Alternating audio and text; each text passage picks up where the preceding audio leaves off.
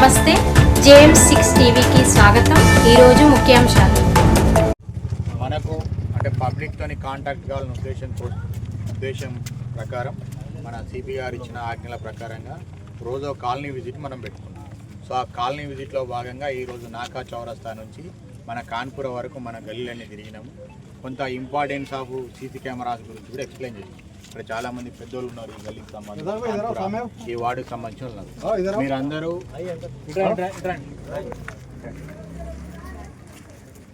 మీరంతా పెద్దలు ఏం ఆలోచించాలంటే మన కాలనీని సేఫ్ సెక్యూరిటీగా చూసుకోవాలి. నాది ఏ వర్గమైనా, ఇంకో వర్గమైనా, ఇంకో వర్గమైనా కానీ ఫస్ట్ మన సెక్యూరిటీ అనేది ఇంపార్టెంట్గా ఉంచుకుంటే రేపు మన వస్తువులు కానీ మనకు సంబంధించినవి కూడా దొంగలించబడవు. గతంలో ఇప్పుడు మీరు చెప్పినట్టుగా గతంలో సీసీ కెమెరాస్ ఇన్స్టాలేషన్ జరిగింది. అయితే 2018లో అట్లా జరిగింది. బట్ డ్యూరేషన్ పీరియడ్ గడిచిన కొద్దీ సో కొన్ని టెక్నికల్ ప్రాబ్లమ్స్, సో మనకంతా కూడా వైరింగ్తో కనెక్ట్ అయి ఉంది కాబట్టి అవి కట్ కావడము, డిస్కనెక్ట్ కావడం, ఇటువంటి ప్రాబ్లమ్స్ అయినాయి. సో ఇప్పుడున్న టెక్నాలజీ చాలా అడ్వాన్స్గా వచ్చింది. అప్పుడు కేబుల్ లేకుండా, పవర్ లేకుండా కనెక్ట్ కావడం అనేది సాధ్యం కాదు. కానీ ఇప్పుడు కేబుల్, పవర్ లేకుండా కూడా కనెక్ట్ అయ్యే కెమెరాస్ ఉన్నాయి. జస్ట్ దానికి మనం ఏం చేయాలంటే, ఇప్పుడు గతంలో ఉన్నటువంటి కెమెరాస్ ఉన్నది ఇప్పుడు పని చేయట్లేదు. మీరు ఉన్నారు, మనిషికి ఒక చేస్తే సోలార్ కెమెరాస్ ఫిక్స్ చేసినారనుకోండి. సింపుల్గా సోలార్ కెమెరాస్ పవర్ అవసరం లేదు, సోలార్తోనే అది నడుస్తూ ఉంటుంది. దాంట్లోనే ఒక కార్డ్ వేసుకోవచ్చు, ఒక మెమరీ కార్డు ఉంటుంది, అండ్ ఒక సిమ్ ఇన్సర్ట్ చేస్తారు.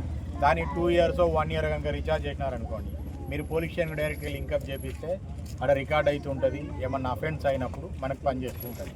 సో లాస్ట్ ఇయర్ కాక బిఫోర్ లాస్ట్ ఇయర్ మన ఇక్కడ ముందున్న దాంట్లో ఒక కిరాణా షాప్లో అఫెన్స్ అయింది. ఏది చైన్ స్నాచింగ్ అయింది. కూల్ డ్రింక్ కోసం వచ్చి ఆ గల్లీలో ఒకటి చైన్ స్నాచింగ్ చేసుకున్నాడు. వచ్చినటువంటి వ్యక్తి మనకు హెల్మెట్ పెట్టుకొని వచ్చినాడు, బండికి నెంబర్ లేదు. మనకి ఎన్ రూట్లో సీసీ కెమెరాస్ తక్కువ ఉండేసరికల్లా కొంత దాన్ని డిటెక్ట్ చేయడం అనేది కష్టమైపోయింది. అదే అంతకంటే ముందు రోజు అయితే ఒకసారి చూసిపోయి ఉంటాడు కదా, అంతకంటే ముందు కూడా 2-3 గల్లీలు తిరిగి ఉంటాడు, ఎక్కడో దగ్గర ఆగి ఉంటాడు, ఈ హెల్మెట్ తీసి ఉంటాడు. సో మన అన్ని గల్లీ కార్నర్స్లో కనుక కెమెరాస్ ఉన్నాయనుకో సెక్యూర్గా ఐడెంటిఫై చేయడానికి ఈజీ ఉంటుంది. అదే వాయులాలపల్లిలో ఒక అఫెన్స్ అయింది. మార్నింగ్ 5 o'clock ఒక ముసలామె 70 years ఆమె బయటకు పోయి పూలు తెంపుతున్న టైంలో చైన్ స్నాచింగ్ అయింది. చైన్ స్నాచింగ్ అయిన ప్లేస్లో కెమెరాస్ ఉన్నాయి. సో మనిషి ఇద్దరు వచ్చినారు, ఒక బండి మీద వచ్చినారు, ఒకడు దిగినాడు, ఆ బండివాడు ముంగడి పోయిండు, ఈయన లాక్కొని వచ్చి బండి ఎక్కిండు. మేము ఒక 5 రోజులు కంటిన్యూగా మానిటర్ చేసినాం. ఒక 60 to 70 కెమెరాస్ మానిటర్ చేస్తే లాస్ట్కు వాడిని బండి ఎక్కడ పార్కింగ్ చేసినా అక్కడ వరకు లీడ్ కాగలిగింది. బికాజ్ ఆఫ్ సీసీ కెమెరాస్ మూలంగా ఆ అఫెండర్ని మనం పట్టుకోవడం జరిగింది, వాళ్ళని జైలుకు పంపించి కూడా జరిగింది. సో రాబరీ అంటే గుంజితే ఆయన కింద పడితే రాబరీ కేసు అయింది. అట్లా సీసీ కెమెరాస్ ఉంటే మనకి ఈజీగా ఏదైనా నేరం జరిగితే దొరకబట్టచ్చు. ఇప్పుడు మొన్న ఇందులోకి ఒక పాత టైర్ వేసుకొని పోయినారు, ఒక ఆటో అతను వచ్చేసుకొని పోయినాడు. ఆ ఇంటి అతనికి సంబంధించి సీసీ కెమెరా ఉంది కాబట్టి నెంబర్ పడ్డది కాబట్టి ఎవరు తీసుకొని పోయారని చెప్పి తెలిసింది. ఆయన ఏమనుకున్నాడంటే పక్కన పడేసిన పాత టైర్ అనుకున్నాడు. కానీ ఆయనకు తెలుసు దాని పాత టైరా కొత్త టైరా అని చెప్పి ఓనర్ కన్సర్న్ కాబట్టి అట్లా ఓనర్ కన్సర్న్ లేకుండా తీసుకోపోవచ్చు. మన హుస్సేన్పురల కిందిలో ఒక అదేంటిది టెంట్ హౌస్లోకి వెళ్ళి మన శుక్రవారం నాడు ఆయన నమాజ్కి వెళ్ళిపోతాడు, ఓపెన్ చేసి పెట్టి వేసుకొని వెళ్ళిపోయినాడు. ఏమనంటే నాకు మావాడు తీసుకురమ్మని నీ దగ్గర అని చెప్పి తీసుకొని పోయినాడు. తిరిగి రిటర్న్ చేయలేడు. సీసీ కెమెరాస్ ఆ షాప్లో లేవు. ఉంటే ఈజీగా, ఎందుకంటే మనకు సంబంధించిన మన షాప్కి వచ్చే వాళ్ళు ఎవరు ఉంటారు, మ్యాక్సిమం ఇక్కడ మనకు సంబంధించిన వాళ్ళు ఉంటారు. సీసీ కెమెరా ఉంటే ఈజీగా అవుతుంది. ఒక 4-5 days మన వాళ్ళు తిరిగి ఎవరు తీసుకుపోయారంటే ఇట్లా తీసుకురమ్మన్నాడు, తీసుకొని పోయినా తిరిగి రిటర్న్ చేయడం లేట్ అయింది. యాక్చువల్ ఆపోజిట్ షాప్లో తీసుకోవాల్సింది ఈ షాప్లో తీసుకొని పోయినాడు. ఈయన అక్కడనే ఉండేసరికల్లా ఈయన హైరాణ పడి ఏమైంది అని అనుకున్నాడు. సో దాన్ని కూడా సీసీ కెమెరాస్తో అనుకున్నాడు. ఇట్లా నెంబర్ ఆఫ్ యాక్సిడెంట్ ఇప్పుడు మనకు నాకా చౌరస్తా నుంచి పాంపుట్ట వరకు ఇదంతా కూడా బ్లాక్ స్పాట్గా రికార్డ్ అయి ఉంది. ఇది నేషనల్ మన స్టేట్ హైవే కింద ఉన్నది. అండ్ మోర్ ఎవర్ ఇక్కడ నుంచి ఇక్కడ వరకు లాస్ట్ ఇయర్ డాటాలో more than 15-16 యాక్సిడెంట్స్ అయినాయి. కారణం మనము మోటార్ వెహికల్ ఉన్నటువంటి చట్టాలను పాటించకపోవడం మూలంగా. ఇక్కడున్న అందరికీ తెలుసు రాంగ్ రూట్లో పోవద్దని చెప్పని, బట్ కాన్పుర రోడ్ నెంబర్ 1కి వచ్చి ఆపోజిట్లో పోతాం. అది దాటి యాసిన్ మిల్క్ హౌస్ దగ్గర స్ట్రైట్గా రాంగ్ రూట్లో పోతాం. యాసిన్ మిల్క్ హౌస్ గల్లెకేళ్ళు వచ్చి మన మహమ్మదియా మసీద్కి రాంగ్ రూట్లో పోతాం. టాటా హాస్పిటల్ దగ్గర వచ్చి రాంగ్ రూట్లో ఇటు పోతారు, ఒకళ్ళు ఇటు పోతారు. అక్కడ 555 హోటల్ దగ్గర గల్లెకేళ్ళు వచ్చి నాగా చౌరస్తాకు రాంగ్ రూట్లో పోతారు. ఎంతమందికి మనకు తెలియదు రాంగ్ రూట్లో పోతుందని చెప్పి. వీఆల్ ఆర్ నోస్ రాంగ్ రూట్లో పోవడం నేరం అని చెప్పి తెలుసు, పోతే ప్రమాదం వస్తుందని చెప్పి కూడా తెలుసు. అయినా పోతున్నాం. ఎందుకు? యూటర్న్ తీసుకొని రావడం లేట్ అవుతుంది అని చెప్పి. మనం యూటర్న్ తీసుకొని వస్తే 1 minute టైం పడుతుండొచ్చు, ₹1 ఖర్చు అవుతుండొచ్చు, కానీ మన జీవితం అనేది సెక్యూర్గా ఉంటుంది. పొరపాటున అది డౌన్ రోడ్లో ఉంది, ఒక లారీ కనుక వచ్చి అయ్యింది అనుకో, యాక్సిడెంట్ అయ్యి చనిపోయాడు అనుకో, మనం మనిషిని తీసుకురాగలుగుతామా? తీసుకురాలేం కదా. సో అట్లనే రోడ్ ఎక్కినప్పుడు కొంచెం రోడ్డుకు సంబంధించిన నియమ నిబంధనలు పాటించండి. రాంగ్ రూట్లో పోవద్దు. ఇప్పుడు అది క్లోజ్ చేసినాం, మీరు ఇబ్బంది పడుతున్నారు, కానీ అది క్లోజ్ చేసిన ఇప్పటివరకు అక్కడ ఒక్క యాక్సిడెంట్ కూడా కాలేదు. అంతకంటే ముందు అక్కడ ఎన్ని యాక్సిడెంట్లు అయినాయో తెలుసు, మీ కాలనీ వాళ్ళకైనా తెలుసు. ఎందుకు క్లోజ్ చేయాల్సి వచ్చింది? కానీ సెక్యూరిటీ ప్రివెంటివ్ మెజర్స్లో, రోడ్ యాక్సిడెంట్స్ ప్రివెంటివ్ మెజర్స్లో వచ్చింది. ఇప్పుడు ఆ కింద పాత హౌసింగ్ బోర్డ్ కాలనీ నుంచి ఇటు నాకా చౌరస్ దగ్గర యూటర్న్ తీసుకున్న దగ్గర ఎక్కడ తీసుకోవాలి? మనం పైనకి పోయి యూటర్న్ తీసుకోవాలి, ఎస్ఎస్ బార్ దగ్గర యూటర్న్ తీసుకోవాలి. మనకు జస్ట్ 150 మీటర్స్, లైక్ 150 కూడా ఉండేది నాకు తెలిసి, అరౌండ్ 100 మీటర్స్ లోపే 60-70 మీటర్లు ఉంటుంది. ఈ 60-70 మీటర్లు పోయి యూటర్న్ తీసుకునే ఓపికే లేదు మనకు. ఇట్లా కొట్టేస్తున్నారు, వాళ్ళ అసలు ఇట్లా వస్తున్నారు, ఈ పెద్దపల్లి నుంచి ఇట్లా వస్తున్నారు, అక్కడ యాక్సిడెంట్ జరుగుతుంది. నిన్న కూడా ఒకరు పడ్డారు, కారు ఆగింది, వీళ్ళు ముంగడి మూవ్ అవుతున్నారు, తాకింది, కింద పడ్డాడు. సో అక్కడ జరిగిన యాక్సిడెంట్లు, చాలా యాక్సిడెంట్లు కూడా అక్కడ పడ్డ తర్వాత లేచి వెళ్ళిపోతున్నారు, తెలియట్లేదు ఎవరు చేస్తున్నారు అని చెప్పి. ఒక 3-4 కేసులు అట్లా డిటెక్ట్ కాక.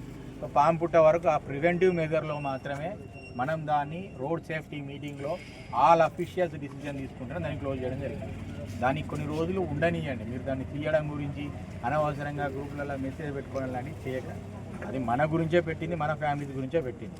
కొంత అటు ఇటు స్పీడ్ డౌన్కి సంబంధించిన మెజర్మెంట్ తీసుకున్న తర్వాత అథారిటీస్ నుంచి తీసుకొని చేసుకోవచ్చు. ఒకటి. రెండోది, అప్కమింగ్ ఎలక్షన్స్ ఉన్నాయి, చాలా పొలిటికల్ హీట్ అనేది స్టార్ట్ అవుతున్నది. ఒక గ్రూప్కి సంబంధించిన, ఇంకో గ్రూప్కి సంబంధించినవి ఆ వాట్సాప్ గ్రూపులలో మెసేజ్లు వేసుకుంటున్నారు, ఒకళ్ళొకరు రెచ్చగొట్టే వాక్యాలు వేసుకుంటున్నారు. ఇప్పుడు నేను ఒక గ్రూప్ ఉన్నా, ఇంకొకరు ఈయన గ్రూప్ ఉన్నాడు, నా వర్గం వాళ్ళు రెచ్చగొట్టే వాక్యాలు వాట్సాప్ గ్రూప్లో, కాలనీ గ్రూపులు వేస్తారు. వాళ్ళు ఏం చేస్తారు? ఊకే రెచ్చగొడుతున్నాడు అని చెప్పి ఆ పర్సన్ దొరకబడతారు, పట్టుకొడతారు. సో ఈయన వేసినందుకు ఒక కేసు, వాళ్ళు కొట్టినందుకు ఒక కేసు, గ్రూప్ అడ్మిన్ కూడా కేసు అవుతుంది.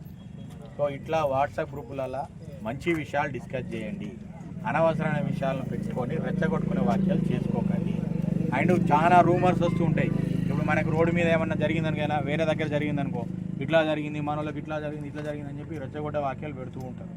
సో అటువంటి ఏమి కూడా టెంప్టెడ్ సంబంధించినవి పెట్టకండి. లాస్ట్ టైం మనకు ఒక ప్రోగ్రామ్ ఉంటే మనలు చాలా కోఆపరేటివ్ ఉన్నారు. ఇప్పటివరకు నేను 1.5 year నుంచి చూస్తున్నా, ఎటువంటి ప్రాబ్లం కూడా మనం ఇక్కడ ఫేస్ చేయలేదు. ముందున్నటువంటి ఎలక్షన్స్లో కూడా ఎటువంటి ప్రాబ్లం ఫేస్ చేయలేదు. ఎవరికి సంబంధించిన వాళ్ళు రూల్స్ ప్రకారం చేసుకోవాలా తప్పించి ఒకరినొకరు కొట్టుకోవడము, తిట్టుకోవడం లాంటివి చేస్తే క్రిమినల్ కేసులు అవుతాయి.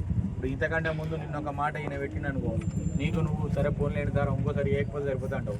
ఇప్పుడు ఖచ్చితంగా కేసు పెట్టిస్తావు, వాళ్ళు ఖచ్చితంగా కేసు పెట్టిస్తావు. ఎందుకంటే అది పొలిటికల్ వేవ్ అనేది, హీట్ అనేది తెలియకుండా స్టార్ట్ అవుతుంటుంది.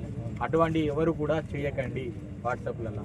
And second, regarding cyber crimes, చాలామందికి సైబర్ క్రైమ్స్ అవుతున్నాయని చెప్పి తెలుసు. మీకు అయ్యే 2-3 విధానం చెప్పినట్టుగా డిజిటల్ అరెస్ట్లు అవుతున్నాయి. డిజిటల్ అరెస్ట్ మీన్స్ అవతల ఉన్న వాళ్ళు యూనిఫామ్లో ఉంటారు, అవతల ఒక పోలీస్ ఆఫీసర్ మాట్లాడుతుంటాడు, ఇన్స్పెక్టర్, డీసీపీ అని చెప్పని పోలీస్ ఆఫీసర్ యూనిఫామ్ ఉంటుంది.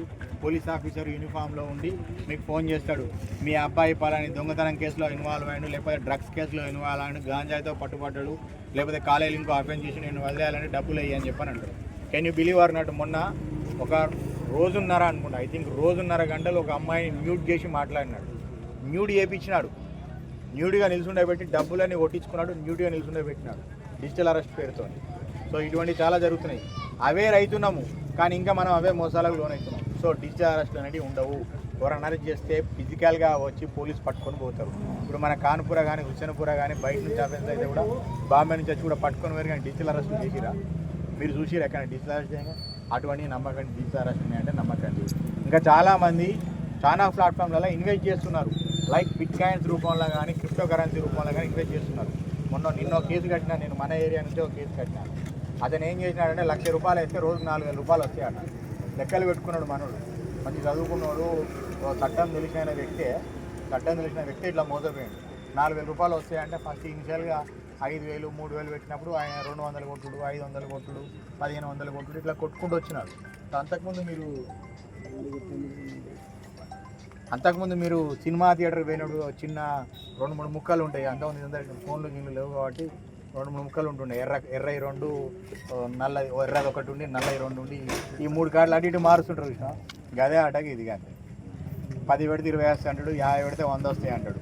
అప్పుడు అది ప్లాట్ఫాము, ఇప్పుడు phone platform. Trend has changed, but ఎంగో ఈజ్ సేమ్. అవతల నుంచి మనల్ని నమ్మించి మనకు ₹10 వేసి వాడు ఇంకో ₹100 మనతో నేర్పించుకొని కనడకుండా వెళ్ళిపోతాడు. సో సైబర్ క్రైమ్ ఏమన్నా అయితే ఇమీడియట్గా గోల్డెన్ హవర్ ఉంటుంది. ఫస్ట్ 1 అవర్ లోపు కనుక 1930 కాల్ చేసి మీరు రిజిస్టర్ చేసుకుంటే మీ డబ్బులను కొంత పుట్ ఆన్ హోల్డ్ చేయడానికి అవకాశం ఉంటుంది. అంటే ఒక వ్యక్తి అవతల నుంచి 50,000 రూపాయలు కనుక మిమ్మల్ని ఫ్రాడ్ చేసి తీసుకున్నాడు అనుకో, వాడు కాగానే ఇమీడియట్గా ఈ అకౌంట్కి 5, ఆ అకౌంట్కి 10 అకౌంట్లో కొడతాడు. 5 నుంచి కిందికి డౌన్ అయిపోతుంటుంది. దానికంటే ముందు మనం రెస్పాండ్ అయితే అట్లా అవుతుంది. ఇప్పుడు చాలామందికి బ్యాంక్ అకౌంట్స్ ఉన్నాయి. ఆల్ క్రైమ్స్లో అయ్యేదానిలో యూపీఐ పేసే ఎక్కువ అవుతున్నాయి. Like PhonePe, Google pay, next ఇంకేమన్నా పేస్ ఉంటే ఆ పేసులనే జరుగుతున్నాయి తప్పించి వేరే దాంట్లో కావట్లేదు. 70% అఫేర్స్ కూడా యూపీఐ ట్రాన్సాక్షన్ రూపంలో అవుతున్నాయి. అంటే ఫోన్పే చేయడం ఇటువంటివి అవుతున్నాయి. సో అనవసరంగా మోసపోకండి. ఊరికే డబ్బులు ఎవరికి రావు, కష్టపడితేనే వస్తాయి. మీరు ఇక్కడ ఉన్న వాళ్ళందరూ కూడా కష్టపడితేనే రోజుకు 2 రూపాయలు వస్తున్నాయి. కష్టపడకుండా కూర్చున్న చోట అధికంగా డబ్బులు వస్తాయని చెప్పి నమ్మి అనవసరమైన వాటిలో ఇన్వెస్ట్ చేసి నష్టపోకండి. పలు రకాలు జరుగుతున్నాయి. రోజుకో రకమైనటువంటి క్రైమ్ అవుతున్నది. ఇప్పుడు ఒకటి మీకు ఆంధ్ర బ్యాంక్ ఉందనుకో, మీకు ఆంధ్ర బ్యాంక్ లోగోతో వాట్సాప్కి ఒకటి వస్తుంది, నువ్వు ఓపెన్ చేస్తావు, ఏపీకే ఫైల్ డౌన్లోడ్ అవుతుంది, నీ డేటా అంతా పోతుంది, నెక్స్ట్ డబ్బులన్నీ పోతాయి. క్రెడిట్ కార్డ్తో కూడా అఫెన్స్లు అవుతుంది. ఇట్లా డిఫరెంట్ టైప్స్ ఆఫ్ అఫెన్స్లు అవుతున్నాయి. కొంత మనం అవేర్ కావాలా. ఇంత అవేరియంగా కూడా చాలా కేసులు అవుతున్నాయి. కారణము ఇప్పుడు ఇంత తెలుసు, ఇప్పుడు మీరు ఇక్కడ ఉన్న వాళ్ళందరూ విన్నారు, కానీ ఏదో రోజు మళ్ళీ ఇటువంటి దానిలో పడుతున్నారు, ఇటువంటి వల్ల పడుతున్నారు. అదొక నెట్. దానిలో మనం ఎప్పుడు అవేర్ కావాలి, ఇదంతా మోసం అని చెప్పని అనుకోవాలి. మనం మోసపోతున్న రోజులు మోసం చేస్తాడు ఉంటాడు, మోసం చేస్తుంటాడు. సో అటువంటి జరగకుండా చూడాలి. అండ్ థర్డ్ థింగ్, మీకు అందరికీ తెలుసు, ఎక్కువగా విచ్చలవిడిగా వ్యాపిస్తున్నది ఏంటంటే మాదక ద్రవ్యాల విషయం. గాంజా అనేది డ్రగ్స్ రూపంలో ఉన్నటువంటి గాంజా, అంటే ఎక్కువగా గాంజా అనేది అవుతున్నది. కొన్ని ప్లేసెస్ ఉన్నాయి, లైక్ మన ఏరియన్ గార్డెన్ ఇక్కడటువంటి గ్రౌండ్లో కొంతమంది కూర్చుంటారు.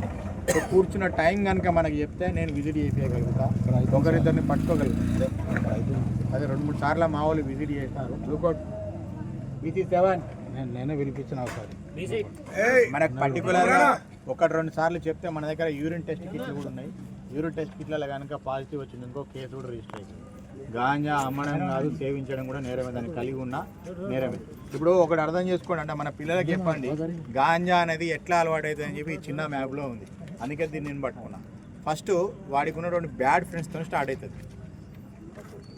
చెడ్డ ఫ్రెండ్తో స్టార్ట్ అవుతూ ఉంటుంది. మీకు వాడికి ఎవడు, ఇప్పుడు అందరికో ఫ్రెండ్ ఉంటాడు. మన పిల్లలు ఉన్నారు, వీళ్ళందరికో ఫ్రెండ్ ఉంటాడు. ఫ్రెండ్ ఎటువంటి కూడా మనం వాడిని కన్ఫర్మ్ చేసుకోవాలి. వాడికి స్మోక్ చేసే అలవాటు ఉందనుకో, వీడు కూడా స్మోక్ చేస్తూనే ఉంటాడు. వానికి తాగే అలవాటు ఉంటే వాళ్ళతో పాటు కూడా తాగే అలవాటు అయితే ఉంటుంది. ఫస్ట్ చిన్నగా ఇనిషియల్గా స్మోక్తో స్టార్ట్ చేస్తారు, నెక్స్ట్ లిక్కర్కి పోతారు, ఆ తర్వాత ఆన్లైన్ గేమ్లు స్టార్ట్ చేస్తారు.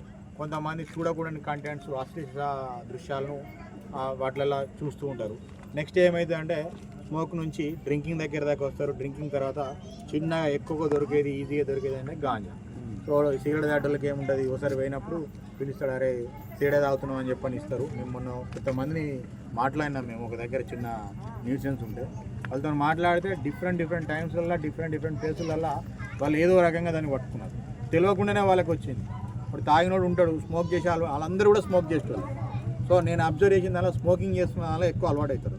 ఎందుకంటే ఆ స్మోక్ దాని అలా సిగరెట్ దానిలో నింపుతారు, ఇప్పుడు తాగుతూ ఉంటాడు, వానికి ఇచ్చేస్తారు. తెలియని పర్సన్స్ ఇచ్చినారంట. నేను నేను పరిచయం అయినా, వేరే ఊరికి పోయినా, సార్ నేను గోదావరికి పోయాను, అక్కడ వచ్చిన ప్రోగ్రామ్ ఉండే, పెళ్ళి ఉన్నాడు, అన్నున్నాడు, సిగరెట్ ఇవ్వండి ఇచ్చిన తాగిన తర్వాత నాకు అది ఇప్పుడు అయిపోయిందని చెప్పని అంటున్నాను. సో స్మోక్ చేసే వాళ్ళతో ఎక్కువ డేంజర్ ఉంటుంది. మన పిల్లల్ని అటువైపు పోనీయకండి.